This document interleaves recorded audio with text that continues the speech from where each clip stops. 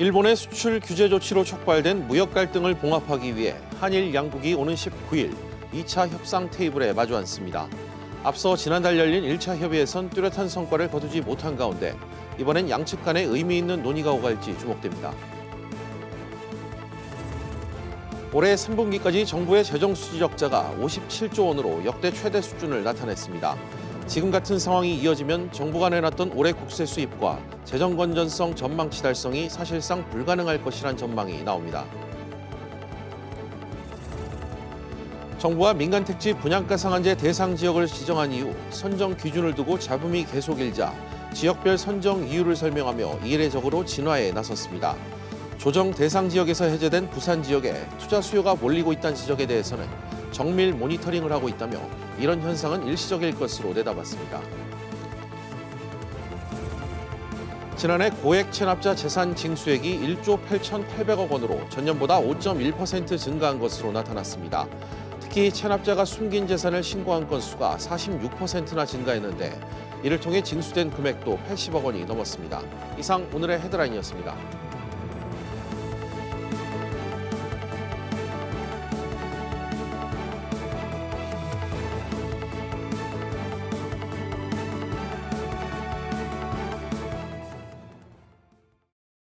경기 불황으로 세수가 줄어드는 가운데 정부가 나랏돈을 풀어 경기를 부양하는 확장 재정 기조를 이어가면서 재정 수지 적자가 크게 늘었습니다. 취재기자 연결해 들어보겠습니다. 장가희 기자, 우선 세수가 얼마나 줄었고 그 이유는 뭔지 좀 짚어주시죠.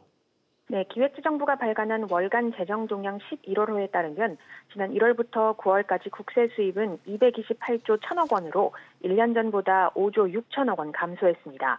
이 기간 걷어야 할 세금 대비 실제로 거친 세금 비율인 세수 진도율은 77.4%로 1년 전보다 소폭 하락했습니다. 세목별로 9월 소득세 세수는 2조 5천억 원으로 근로장려금 지급액이 증가하면서 1년 전보다 1조 2천억 원이 감소했습니다. 같은 기간 법인세는 9조 4천억 원이 거쳤는데 올 상반기 기업 실적 하락에 법인세 중간 예납 분납액이 감소하면서 1년 전보다 7천억 원이 줄었습니다. 정부는 10월 이후에는 부가가치세, 소득세 등 주요 세목을 중심으로 세수 증가가 예상돼 연간 세수는 세입 예산과 큰 차이가 없을 것으로 전망했습니다. 네, 이렇게 수입은 자꾸 줄어드는데 지출이 늘면서 나라빚도 갈수록 커지고 있다고요. 네, 그렇습니다. 1월부터 9월까지 총 지출은 386조 원이고 총 수입에서 총 지출을 뺀 통합 재정 수지는 26조 5천억 원 적자를 보였습니다. 통합 재정 수지에서 기금 흑자분을 제외하고 실질적 재정 상태를 보여주는 관리 재정 수지는 57조 원 적자를 나타냈습니다. 9월 말 기준 중앙정부 채무는 694조 4천억 원 집계되는데요. 국고채권 정기상환에 따른 감소 등으로 한 달 전보다 3조 5천억 원이 줄었습니다. 정부는 대내외 여건이 불확실하고 변동성도 확대되고 있어 적극적인 재정 운용을 통해 경제 활력을 지속적으로 뒷받침하겠다고 전했습니다. SBS CNBC 장가입니다. 정부가 세수가 계획보다 적게 거치는 세수 펑크 가능성을 처음으로 언급했습니다. 기획재정부에 따르면 올해 9월까지 국세 수입은 228조 1천억 원인데 이는 올해 세수 목표치인 294조 8천억 원의 77.4%에 불과합니다. 정부는 반도체 경기 불황으로 법인세 실적이 크게 줄었고 근로장려금 등 복지 지출이 큰 폭으로 확대되면서 정부 목표치를 달성할 수 있을지 장담할 수 없다고 설명했습니다. 다음 소식입니다. 요즘 졸업 후 취업난이 여전한데요. 그런데 정작 어렵게 들어간 회사에 적응하지 못하고 2년도 안 돼 회사를 그만두는 젊은이들이 의외로 많다고 합니다. 정광훈 기자가 보도합니다. 대형 항공사에 취업했던 김모 씨는 입사한 지 1년 4개월 만에 회사를 그만뒀습니다.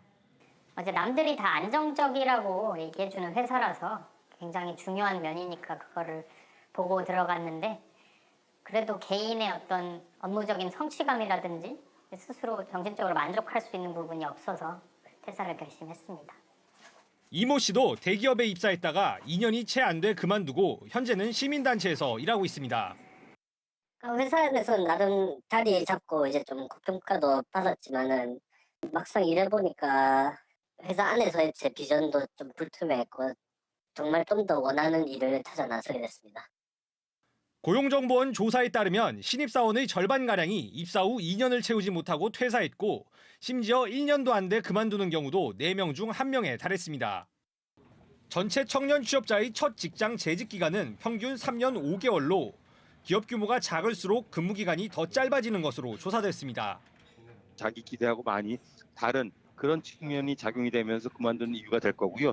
중소기업 같은 경우에는 일자리질이 안 좋다 보니까 청년들이 길게 갈 생각을 한다기보다도 짧게. 경제적 손실을 최소화하기 위해 기업과 구직자의 눈높이를 맞추는 한편 중소기업에 대한 지원을 통해 고용 의지를 개선해야 한다는 지적이 나옵니다. SBS CNBC 정광윤입니다. 분양가 상한제 적용 지역에 대한 논란이 가라앉지 않고 있습니다. 길 하나를 사이에 두고 어디는 적용되고 또 어디는 안 되고 또 같은 정비사업구역이라도 일부만 적용되는 등 기준이 대체 뭐냔 말이 나오고 있습니다. 강산 기자가 현장 취재했습니다. 재건축을 추진 중인 서울 대치동의 한 동네입니다. 3개 지구 중 제2지구는 이미 철거를 마치고 주택도시보증공사와 협의해 3.3제곱미터당 일반 분양가를 4,750만 원으로 정했습니다. 이미 분양가를 확정한 2지구와 달리 이곳 3지구는 현재 입주 절차를 밟고 있어 이 분양가 상한제를 피하기 어려울 것으로 보입니다. 이웃한 동네에서 3.3제곱미터당 분양가가 1,000만 원가량 차이 날 수 있다는 얘기입니다. 이중으로 일반 분양가 맞는데 당연히 안 좋죠. 좋은 물정 안타까워하죠. 자연은 건데 지금까지 이제 관리 처분인가도 다 받고 사업이 진척이 될 건데. 서울 성수동 재개발구역도 상황은 마찬가지입니다. 4개의 정비구역 가운데 제1지구만 이번 분양가 상한제 적용 대상에 포함됐습니다. 무슨 엉터리죠 지금.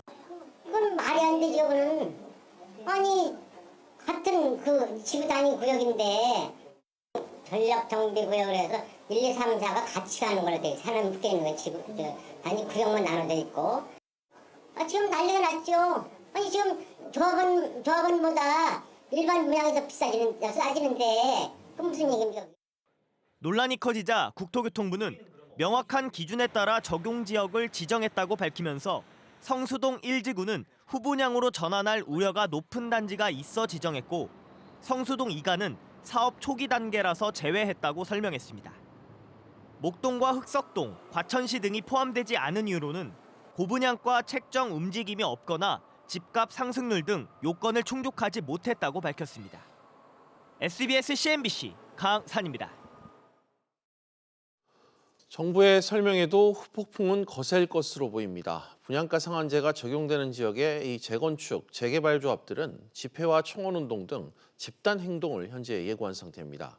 계속해서 김성훈 기자가 보도합니다. 서울 강동구 일동의 한 재건축 단지입니다. 강동구에서는 둔촌동과 함께 분양가 상한제 적용이 확정되면서 불만의 목소리가 커지고 있습니다.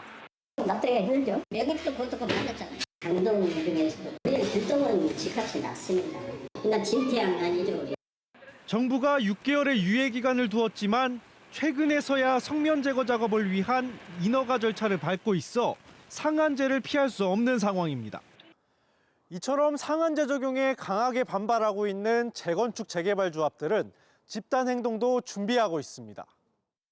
둔촌주공과 개포주공 1단지 등 분양 절차에 속도를 내고 있는 단지들은 우선 다음 달 주택도시보증공사를 상대로 집회를 열 예정입니다. 내년 초에는 분양가 상한제 철폐를 요구하는 전국 단위의 집회도 계획하고 있습니다. 현장에서는 지금 형평성 문제가 끊임없이 확산되고 있습니다.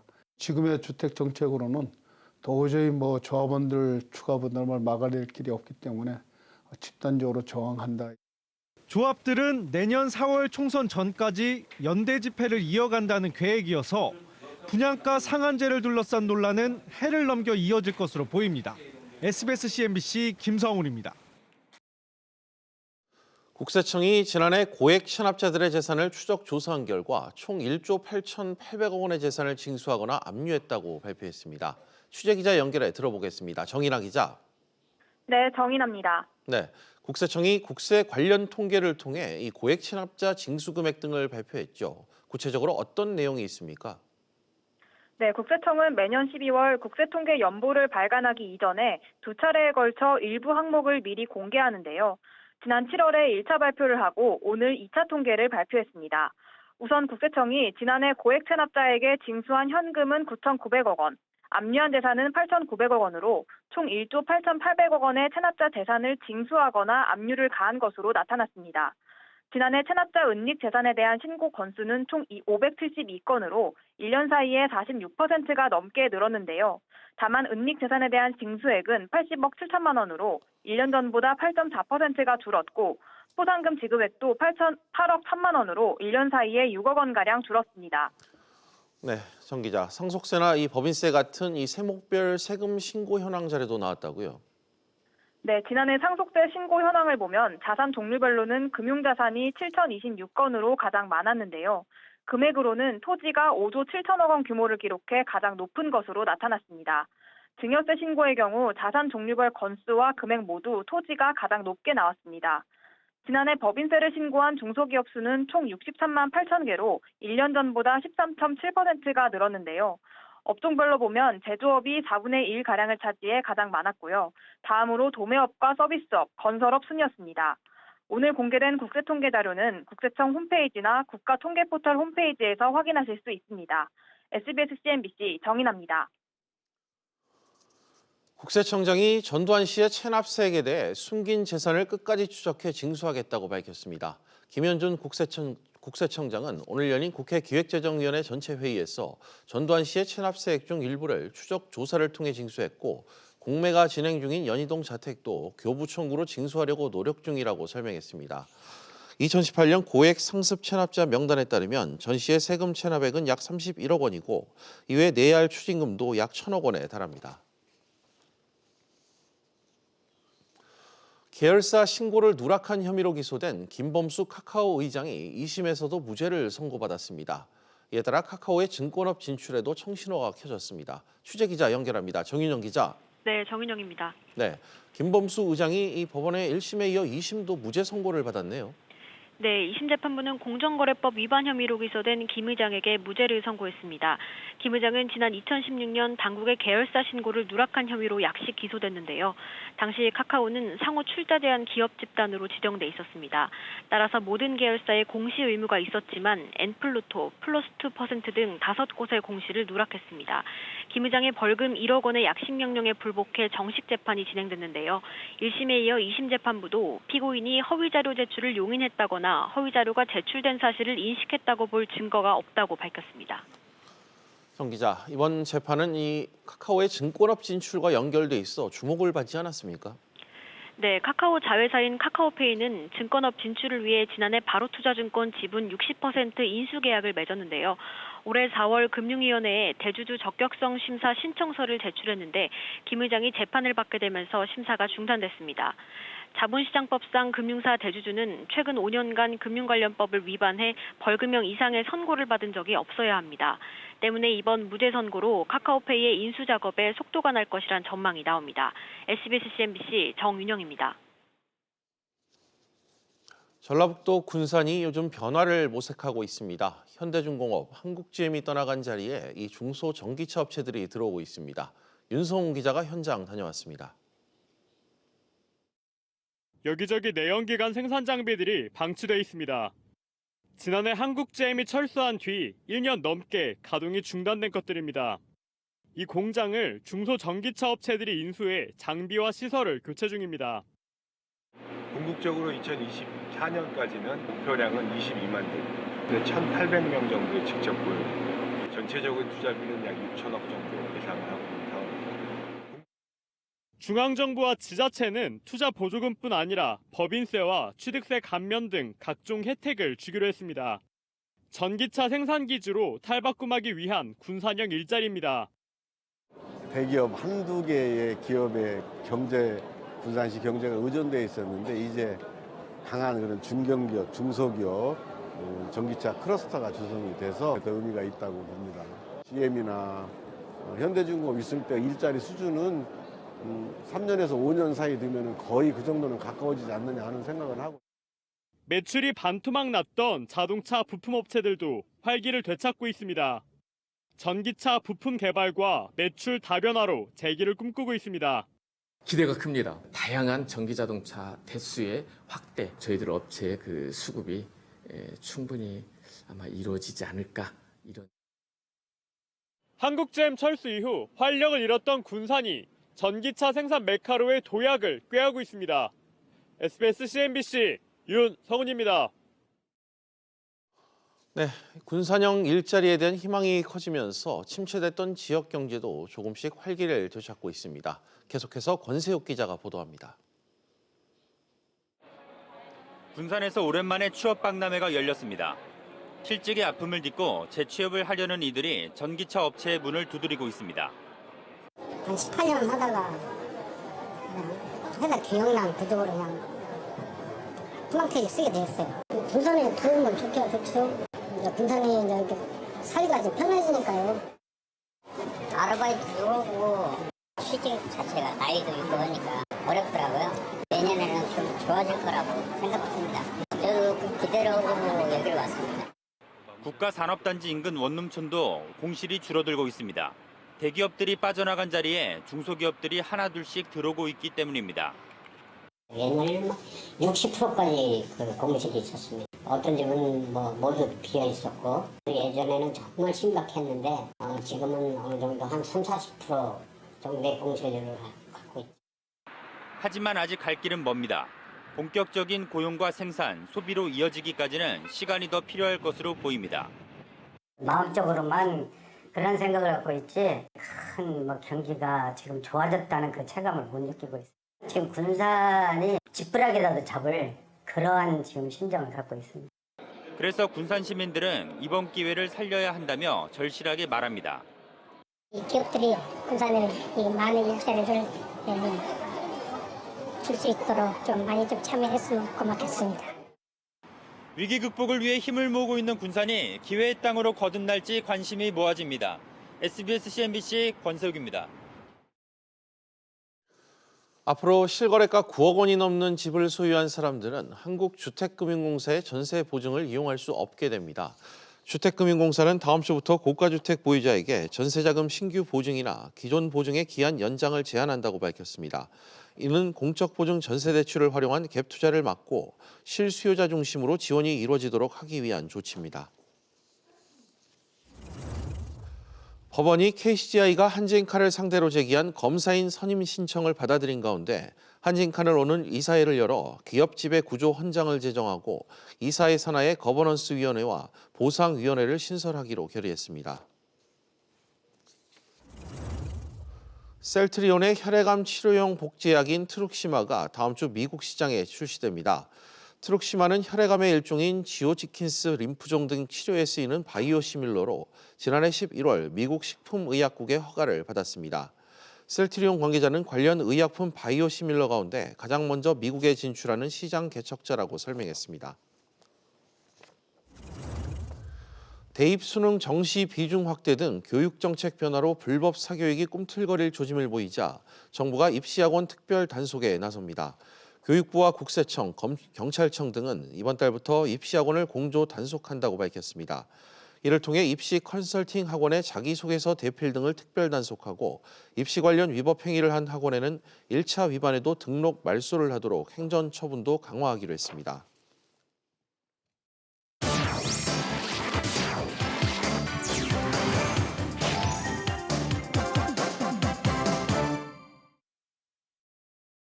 주요 이슈를 체크해보는 시간, 이슈 체크 오늘입니다. 그럼 먼저 첫 번째 이슈부터 보도록 하겠습니다. 화면 보시죠. 한일 관계 해빙 올까?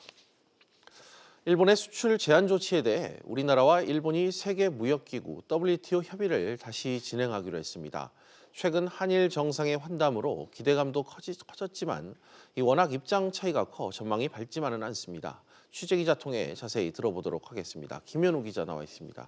김 기자, 네. 한국과 일본의 협의 언제 다시 시작되나요? 네, 오는 19일 스위스 제네바에서 국장급을 수석 대표로 세계무역기구 WTO 2차 양자 협의를 개최하기로 우리나라와 일본이 합의했습니다. 일본의 불화수소 등 소재 수출 제한 조치를 WTO에 제소했는데요. 이에 대한 1단계 절차가 양자 협의입니다. 지난달 1차 양자 협의는 입장 차이를 좁히지 못하고 성과 없이 끝났었는데요. 산업부는 조속한 해결을 위해 2차 협의에서 노력을 다할 계획이라고 밝혔습니다. 네, 원론적인 입장을 밝혔지만 어찌됐건 2차 회담에 대한 기대는 좀 있는 것 같아요. 네, 이번 주 초 아세안 정상회의에서 문재인 대통령과 아베 일본 총리가 즉석에서 11분간 환담을 가졌습니다. 두 정상의 환담 분위기는 우호적이라고 전해졌습니다. 그래서 2차 양자 협의는 의미 있는 논의를 할 것이란 전망도 있었습니다. 다만 아베 총리가 어제 일본 언론과 인터뷰에서 징용 피해자 배상 판결은 한일 청구권 위법이며 한일 청구권 협정 위반이며 지켜야 할 기본은 양보할 수 없다며 기존 입장을 밝힌 것으로 알려졌습니다. 그래서 2차 협의도 쉽지 않을 것으로 예상됩니다. 김 기자, 2차 협의에서도 성과물이 좀 안 나오면 이 WTO 제소로 이제 가는 겁니까? 네, 무역 분쟁 협의에 실패하면 WTO 규정에 따라 재판 절차에 들어갈 가능성이 큽니다. 홍남기 경제부총리도 2차 양자 협의에서 무역 분쟁 타결이 안 되면 전문가 패널 설치를 추진한다고 밝혔습니다. WTO 패널 설치는 재판 절차가 시작된다는 뜻입니다. 이번 2차 협의에서 일본 수출 규제 해결에 실마리를 찾지 못하면 한일 갈등은 더 지속될 수 있습니다. 그렇군요. 또 이 한일 군사정보보호협정 지소미아가 종료되는 시점도 지금 다가오고 있죠. 네, 오는 22일이 지소미아 종료 예정입니다. 미국이 한일 갈등 해법을 찾을 때까지 종료를 유보해달라고 우리 측에 제안한 것으로 알려졌습니다. 강경화 외교부 장관은 오늘 일본 측의 변화가 없는 한 지소미아를 종료하겠다는 입장을 다시 한번 확인했습니다. 청와대는 미국과 지소미아 조율점을 찾기 위한 논의가 이뤄지고 있다며 대안 가능성도 열어뒀습니다. 네, 잘 들었습니다. 그럼 다음 이슈로 넘어가겠습니다. 두 번째 이슈입니다. 중국 편에 서지 마라. 미국 고위 당국자들이 최근 잇따라 방한해 우리 정부 인사들은 물론 기업인들을 만나고 있습니다. 중국을 견제하기 위한 의도로 풀이가 되고 있다고 하는데요. 산업부 오수영 기자와 이 부분 짚어보도록 하겠습니다. 오 기자, 네. 미 국무부 경제차관이 이 대중국 경제정책인 이 인도태평양 전략에 우리나라에 좀 서달라, 이런 동참을 요구하고 나섰다고요? 네, 그렇습니다. 크라크 차관은 어제 중국이 미국에 부정적 영향을 끼치고 있고 또 인도태평양 지역의 안보를 위협하고 있다고 말했습니다. 네. 그러면서 한미 관계는 인도태평양 지역의 안보 추구에 핵심 기둥 역할을 한다고 덧붙였는데요. 미국의 대중 견제 정책인 인도태평양 전략에 우리나라의 동참을 요구한 것으로 풀이됩니다. 그렇군요. 또 이 최근 협정문이 타결된 영내 포괄적 경제 이 동반자 협정, RCEP이라고 불렀죠. 이를 두고도 미국의 견제 움직임이 있었다고요? 네, 그렇습니다. RCEP 자체가 중국이 주도해서 체결된 겁니다. 여기에 지난 5일 태국 방콕에서 RCEP 협정문이 타결되자 중국의 영향력 증가, 또 미국의 영향력 감소를 우려하는 표정이 역력한 모습입니다. 그래서 미국은 앞서 말씀드린 인도태평양 전략을 추진하고 있는데요. 네. 미국 국무부는 관련 보고서에서 한국을 호주와 일본에 이어서 세 번째로 영내 협력 국가로 거론을 했습니다.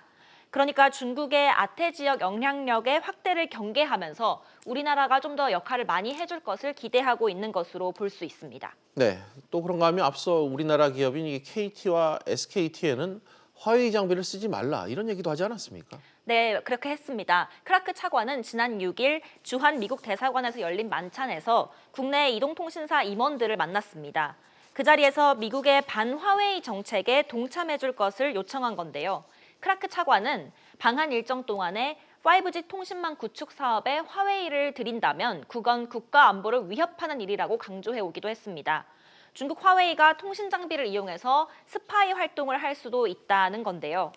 현재 국내 이통사 중에서는 LG U+가 유일하게 화웨이 장비를 쓰고 있습니다. KT와 SK텔레콤은 삼성이나 에릭슨 등 다른 회사의 장비를 쓰고 있는데요. 공교롭게도 이날 만찬에는 화웨이 장비를 사용하고 있는 LG U+ 측의 임원만 참석하지 않은 것으로 알려졌습니다. 네. 이렇게 봤을 때 지금 우리나라가 미중 패권 전쟁의 미묘한 위치에 끼어 있다는 점이 좀 분명해지고 있습니다. 특히 화웨이에 대한 미국의 배제 전략은 우리 대기업들에게도 직접적인 영향을 미칠 수 있는 사안이기 때문에 앞으로 사태가 어떻게 돌아갈지에 대해서 관심이 집중되고 있습니다. 네, 오 기자 잘 들었습니다. 그럼 다음 이슈로 넘어가겠습니다. 세 번째 이슈입니다. 하자 상품 정상 판매. 이번엔 1조 원대 대규모 환매 중단 사태를 야기한 라임 자산운용 관련 소식입니다. 이 라임 운용 펀드 상품을 판매한 은행과 이 증권사들이 이 펀드의 유동성 문제가 터졌는데도 이를 모르고 수개월간 상품을 계속 판매한 것으로 드러났다고 합니다. 취재 기자와 이 내용 짚어보도록 하겠습니다. 경제부 박규준 기자 나와 있습니다. 박 기자, 예. 우선 라임 운용이 유동성 문제가 터진 펀드가 여러 개 있는데 이 상품을 지금 계속해서 팔았다 이 뜻인 거죠? 네, 맞습니다. 이 무역금융이라고 하는 펀드인데요. 이 펀드는 이 고객이 창구에서 가입한 이 자펀드의 자금이 이 무역금융이라고 하는 모펀드로 흘러가고 이걸 라임이 해외에 있는 4개의 무역금융 펀드에 분산해서 투자하는 그러한 구조입니다. 이 4개의 해외 무역펀드에서 이 유동성 문제가 불거진 게 작년 11월인데요. 이 작년 11월과 올해 2월에 이렇게 두 차례 총 2개의 이 해외 무역펀드가 라임 운용 측에다가 돈을 돌려줄 수 없다 이렇게 환매 중단 통보를 했습니다. 그러니까 라임 운용으로서는 이 해외 펀드에서 돈을 적게 받아서 이 자펀드 고객한테 수익금을 돌려줘야 되는데 이 계획의 차질이 빚어지다 보니까 아시는 대로 지난달에 이 자펀드에서도 환매 중단 선언을 하게 된 겁니다. 네, 뭐 유동성 문제가 터진 게 작년 11월이라고 했는데 이 문제가 터지고도 계속 팔았는데 언제까지 이걸 판 건가요? 제가 확보한 자료로는 올해 4월까지 판매한 은행이 있습니다. 예. 작년 11월과 또 올해 2월 이렇게 투자자들의 돈이 들어간 이 해외 무역금융 펀드가 유동성 문제로 라임 측에 환매 중단을 알려왔던 뒤까지 그 뒤로부터 또 몇 개월 동안 계속 상품을 판 겁니다. 예. 일부 판매처들은 심지어 6월과 7월까지도 이 상품을 판매한 것으로 알려졌습니다. 그런데 라임 운용이 이 같은 유동성 문제를 제대로 이 판매사들한테 고지하지 않았다라고 하는 게 판매은행과 증권사 측의 입장입니다. 예, 쉽게 얘기해서 라임 측에서 이 판매사들한테 고지를 안 했다 이런 의미인 것 같은데 판매사들이 라임 측을 상대로 손해배상을 지금 소송을 검토하고 있다 이런 소식이 또 들려왔네요. 네, 그런 움직임이 있습니다. 일부 이 판매사에서는 손해배상 청구를 하겠다라고 이렇게 이야기하는 경우도 있는데요. 실제 한 판매사한테 이야기를 좀 들어봤는데 이 해외 모펀드에서 문제가 생겼으면 이 판매 중지라든지 폐쇄와 같은 통보를 우리 측에 알려줬어야 되는데 이 고지를 안 한 것 자체가 불법 소지가 있다면서 불법 행위가 입증되면 손해배상 청구하겠다 이렇게 밝혔습니다. 또 라임 운용은 환매 중단을 선언하기 직전인 10월 초에는 이 한 판매처와의 간담회 자리에서 이 무역금융 펀드의 실제 만기를 대폭 줄여서 설명하기도 했습니다. 예. 그러니까 고객이 투자액을 돌려받는 실제 만기는 최대 4년 8개월이나 걸리는 상품인데도 이를 최대 2년 6개월에서 3년으로 대폭 단축시켜서 판매처에 설명을 했다는 겁니다.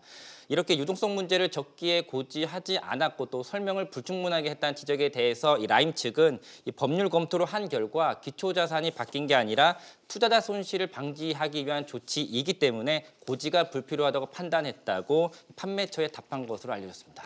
네, 박 기자 잘 들었습니다. 네, 이제 마지막 이슈 넘어가겠습니다. 네 번째 이슈입니다. 아시아나 HDC 품으로. 아시아나항공 인수를 위한 최종 입찰이 어제 오후 마감됐죠. 이제 공은 금호산업과 채권단으로 넘어갔습니다.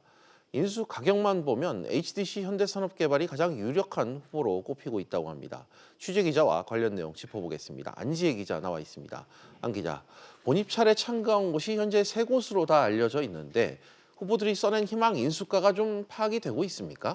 네, 통상적으로 이제 M&A 딜에서는 가격 자체가 인수 전략인 만큼 각각이 얼마를 써냈는지는 알려진 바가 정확하게는 없습니다. 네. 하지만 시장에서는 1.5조 원에서 2.5조 원까지 전망이 나오고 있는데요.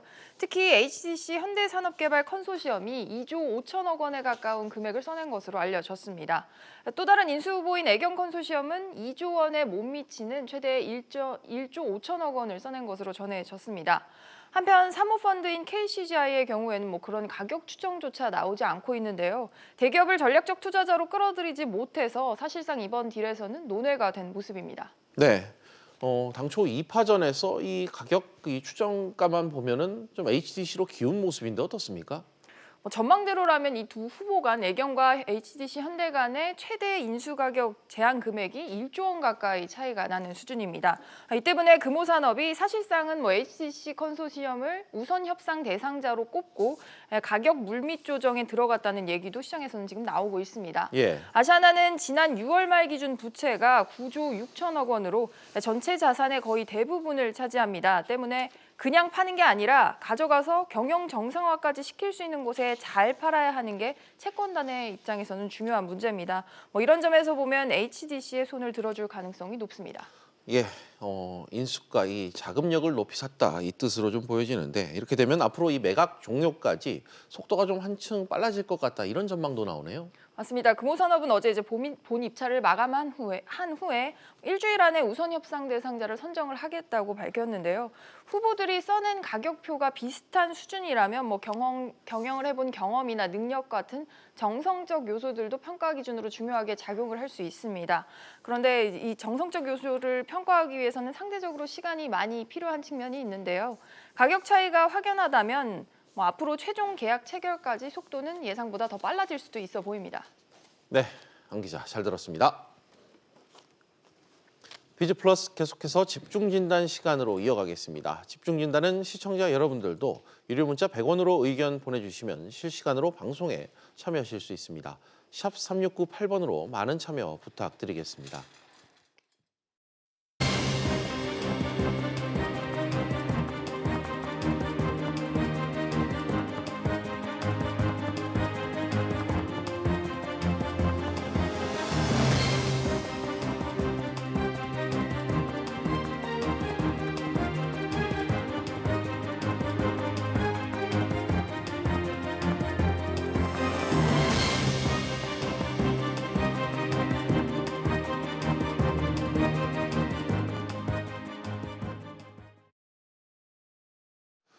그제 정부가 분양가 상한제 적용 지역을 발표했죠. 서울 8개구 27개 동이 우선 대상으로 지정됐습니다.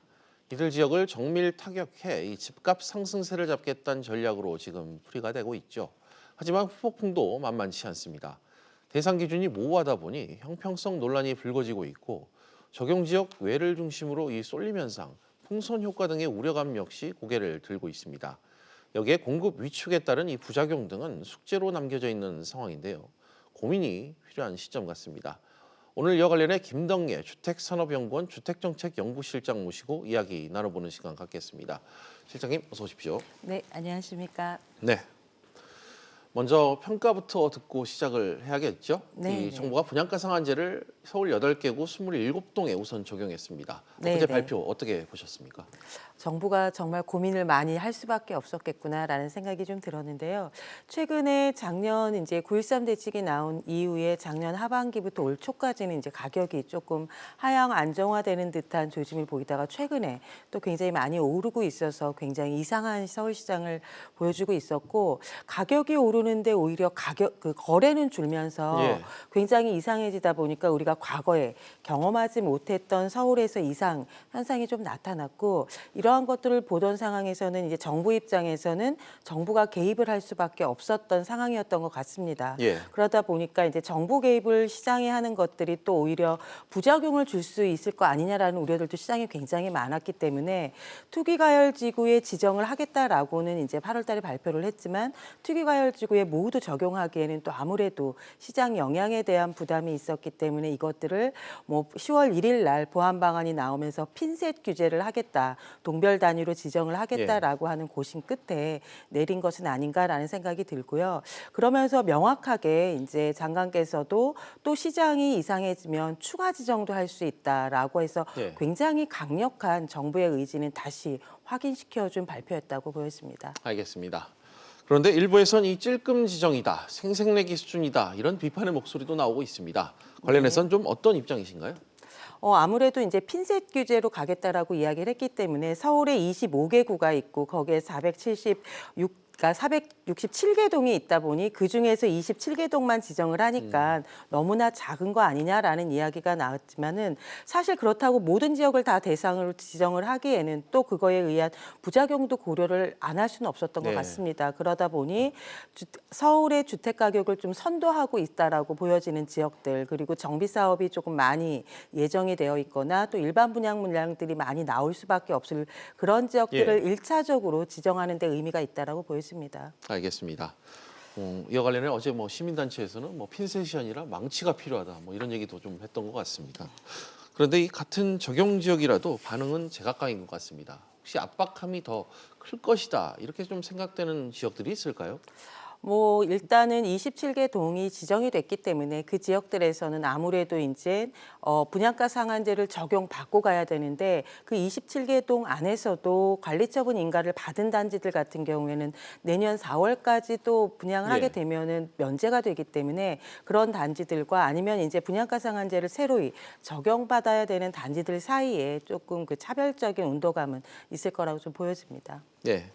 가장 논란이 되고 있는 게 지금 형평성 부분인 것 같습니다. 이 단순히 보면 왜 우리 동이 지정이 됐느냐, 사정이 크게 다르지 않은데 뭐 옆 동은 어떻고 우리 동은 빠졌고 이런 그런 불만들이잖아요. 결국 이 지정 기준이 모호하다는 뜻인데 이 형평성 논란을 좀 이 주택 이 전문가께서는 어떻게 보고 계십니까? 뭐 그 적용 기준이 굉장히 모호하다라고 얘기를 하지만 국토부에서 이제 적용되는 지역들만 내고 그것들이 어떤 정량적인 기준에 의해서 판별이 되었는지에 대해서는 이제 수치 제공을 안 해서 오는 혼란인 것 같기는 합니다. 그렇지만 이미 주택법에 그러니까 이번에 정할 수 있는 거는 정량 요건이라고 해가지고 법적 그 요건들을 갖추고 있습니다. 거기에 보면은 실질적으로 분양가 상승률이 물가 상승률보다 2배 이상으로 올라간 지역, 그리고 주택 가격 상승률이 굉장히 많이 오른 지역이라고 하는 법적 요건들을 갖춘 그런 상태에서 이제 정량 요건으로 아무래도 그 분양 예정 물량들이 많은 지역들을 조금 추가적으로 다시 또 뽑아내는 작업들을 걸치고 이게 서울의 주택 가격에 영향을 줄 수 있는 지역들을 동단위로 뽑아내다 보니까 이런 게 적용 기준에 대한 논란들이 조금 있는 것 같기는 하는데 뭐 모든 기준들이 다 완벽할 수는 없다라고 보여지지만 일단은 그런 법적 절차에 따라서 뽑힌 지역들이라고 하는 것들의 의미는 있는 것 같고요. 다만 우려스러운 것은 이제 27개 동이라고 해서 최소로 1차 지정을 했는데 이것이 시장에서 어떤 그 안정작용보다는 오히려 부작용들이 더 커지게 되면 2차 지정, 3차 지정도 갈 수 있기 때문에 이렇게 됐을 때의 부작용들을 더 우려할 수 있을 것 같습니다. 알겠습니다.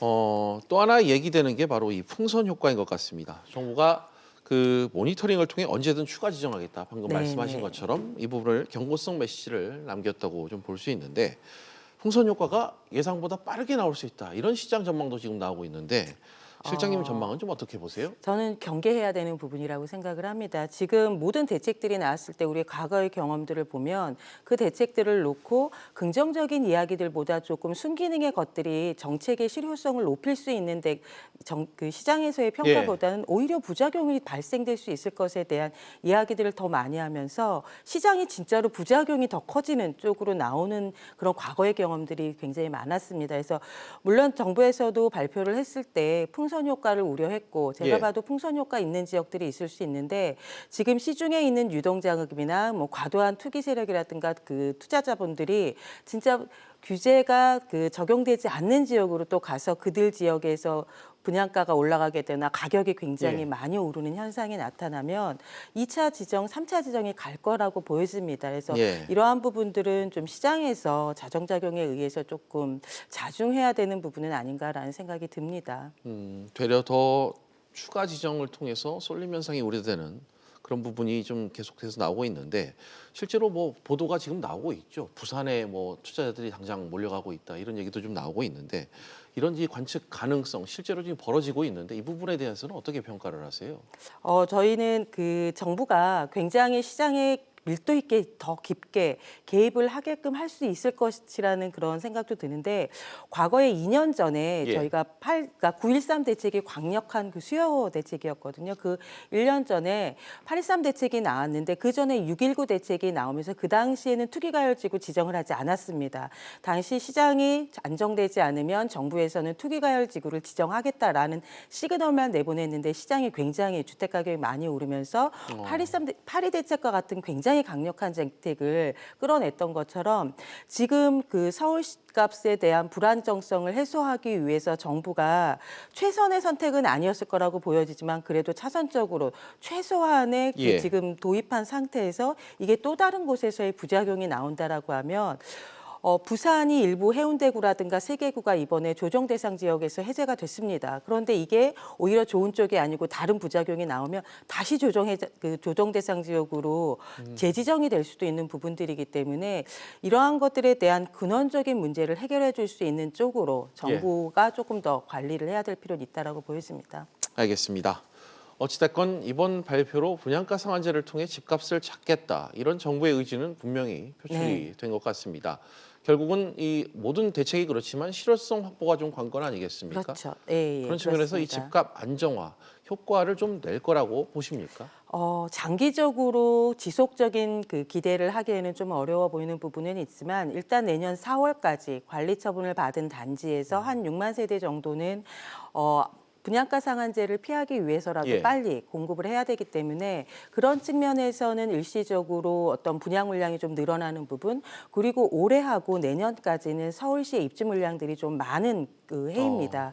그런 측면에서 본다라고 하면 공급이 조금 일정 부분 많아지는 부분에 있어서의 가격 안정화 효과는 기대할 수 있지만 그 외에 4월 이후가 되게 되면 지금 있는 정비 사업, 재건축, 재개발 같은 경우에 이제 사업 진행하는 것들이 아무래도 좀 부담스러울 수밖에 없기 때문에 공급이 줄어드는 모습들이 이제 장기적으로 나타날 수 있는 문제점들은 좀 있습니다. 알겠습니다. 유예 기간인 그 4월 전후로 좀 주택 시장이 좀 달라질 것 같다는 얘기를 해주시는 것 같습니다. 줄곧 또 제기됐었던 공급 부족이 있다는 우려, 또 이 해소 방안이 좀 필요한데 정부가 좀 방향을 어떻게 가져갈지 정부의 지금 공급 정책 관련해서도 한 말씀 해주시죠. 서울시가 좀 적극적으로 그 서울시의 주택 공급 정책에 대해서 좀 검토를 해야 될 필요가 있다라고 보여지고요.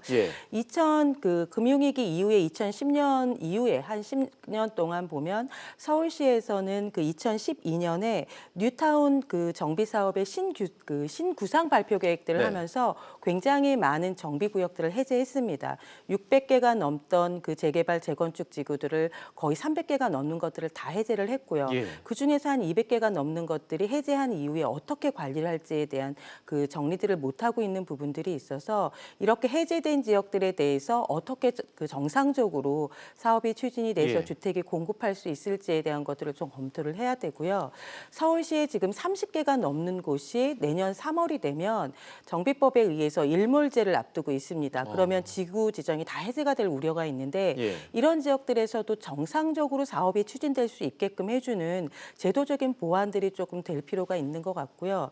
지금 3기 신도시 이야기가 나오면서 서울시에서도 주택을 공급하겠다라고 하는 일부 계획들이 있습니다. 그래서 한 4만 호 정도는 이제 서울시 내 유유지를 통해서 개발을 하겠다라고 공급하겠다라는 얘기도 있고 역세권이라든가 아니면 용적률을 좀 상향을 해서 한 5만 호 정도는 또 추가적으로 공급하겠다라고 이야기를 했는데 이러한 것들이 차질이 없고 속도감 있게 같이 나와서 4월 이후에도 공급이 계속될 수 있다라고 하는 시그널들이 시장에 조금 계속적으로 제공이 된다라고 하면 공급 부족에 의해서 사람들이 굉장히 불안해지고 그래서 빨리 집을 사야 되겠다라고 하는 그런 심리들은 조금 해소가 될 수 있지 않을까라는 생각이 듭니다. 그래서 아무래도 지금 서울시가 가지고 있는 너무나 공공주택 쪽에만 지금 집중하고 있는 것들이 민간주택 쪽까지 확대돼서 검토될 필요는 있다라고 보여집니다. 알겠습니다. 공급과 관련해서는 서울시의 규제 일변도 정책에 또 문제를 삼는 전문가들도 많이 있는 것 같습니다. 재건축과 이 재개발, 뉴타운 같은 이 서울시의 규제가 공급을 틀어막고 있다. 뭐 이런 지적인 것 같은데 이 부분에 대해서 실장님의 견해는 좀 어떠신가요? 서울시는 외곽에 좀 넓은 그 개발할 수 있는 가용지를 가지고 있는 지역들하고 많이 다르다라고 예. 생각을 합니다. 이미 많은 사람들이 살고 있고 굉장히 고밀화된 그런 공간이기 때문에 이 지역에서는 아무래도 정비 사업이 그리고 재개발, 재건축과 같은 곳을 통해서 주택을 순증으로 늘려왔던 역할들은 분명히 있기 때문에 이러한 예. 부분들에 대한 것들을 서울시가 조금 인정을 해서 정비 사업들이 제대로 갈 수 있게 해주는 부분하고 최근에 보면 이제 상가라든가 오피스 쪽에 공실이 굉장히 많이 늘어나고 있습니다. 예. 이게 모든 대도시들이 가지고 있는 또 문제이기도 한데 이런 오피스라든가 상가의 공실들을 사람들이 살 수 있는 거처로 조금 바꿔주는 정책들이 해외 뭐 대도시들에서 많이 있기 때문에 이런 정책들에 대한 적극적인 검토들도 서울에서는 해야 될 필요가 있을 것 같고 아무래도 지금 뭐 경관이라든가 아니면 밀도라든 것 때문에 굉장히 많은 그 규제를 두고 있는 게 사실입니다. 예. 이런 부분들에 대해서는 좀 필요한 지역에 대해서는 과감하게 정책적인 규제 완화들을 또 검토할 필요가 있습니다. 알겠습니다. 시계를 좀 더 넓혀서 마지막으로 이 질문을 좀 드려야 될 것 같네요. 부처 간에 좀 소통도 잘 이루어져야지 정책이 좀 조화롭게 이루어질 것 같은데 부동산 정책 관련해서 뭐 앞서 저희가 이야기 나눴던 이 규제 말고 다른 좀 주안점을 둬야 될 부분이 있다면 어떤 부분인지 한 말씀 부탁드릴게요. 우리가 지금까지는 주택을 건설하는 거에만 굉장히 집중을 했던 것 같습니다. 네. 그게 이제 아무래도 주택이 절대적으로 부족했던 양적 부족 시대이기 때문에 그랬다라고 하면 이젠 주택은 건설하는 게 중요한 게 아니고 이제 만들어진 주택을 어떻게 효율적으로 관리를 할 것이냐가 굉장히 중요한 시대가 됐습니다. 그리고 최근에는 이제 에너지 문제도 커지기 때문에 건축물의 에너지를 어떻게 줄일까 하는 제로 에너지에 대한 문제들도 있어서 주택에 대한 부분을 단순하게 건설하는 쪽이 아니고 이런 관리라든가 임대라든가 운영 쪽으로 그리고 최근에 4차 산업혁명 얘기가 나오면서 다양한 IoT 기술들을 연계하는 것들이 예. 스마트홈이라는 이야기로 되고 있는데 이 스마트홈이라고 하는 부분들을 새로운 주택의 영역으로 받기에는 제도가 굉장히 아직까지 미비한 부분들이 있어서 주택에 대한 관점들을 조금 이제 다변화시켜야 될 필요가 있지 않을까라는 생각이 듭니다. 알겠습니다. 실장님과는 오늘 이야기 여기까지 하도록 하겠습니다. 오늘 나와주셔서 고맙습니다. 네, 감사합니다.